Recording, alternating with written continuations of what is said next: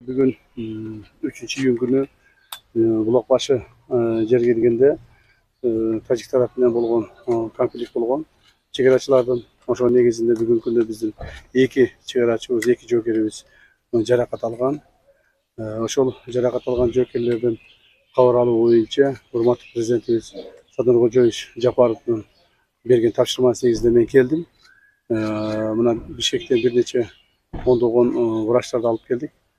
Эгерде алардын жардамы керек болсо азыр врачтар консилиум өткүзсө, ошол жарадар болгон адамдарды жокерлерди Бишкекке алып кетүү боюнча атайын самолет менен келдик. Ошо президенттин тапшырмасын аткаруу боюнча. Чеградагы абал кандай? Азыркы күнү чеградагы абал туруктуу. Башка жерлердеги чегараларда бардык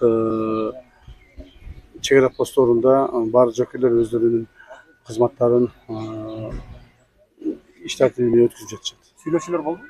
Сүйлөшүүлөр болду. Сүйлөшүүлөрдүн негизинде ошол жерде бир жайлоону талашып, жайлоо боюнча ушундай жаңжал чыккан. Бүгүнкү күндө азыр баары жакшы.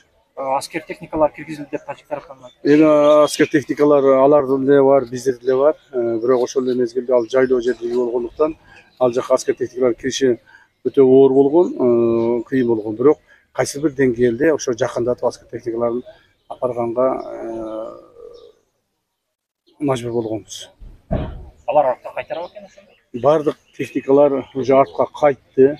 Бардыгы өзүнүн ордуларына түштү. Эч кандай бир азыр кооптонууга негиз жок. Эң башкы негиз кооптонуу азыр ушул биздин жокерлерибиздин ден соолугун, өмүрүн сактап калыш үчүн президенттин тапшырмасы менен келдик. Буюрса азыр буларды көрүп, врачтар консилиум өткүзсө, анан Бишкекке алып кеткенге аракет кылабыз.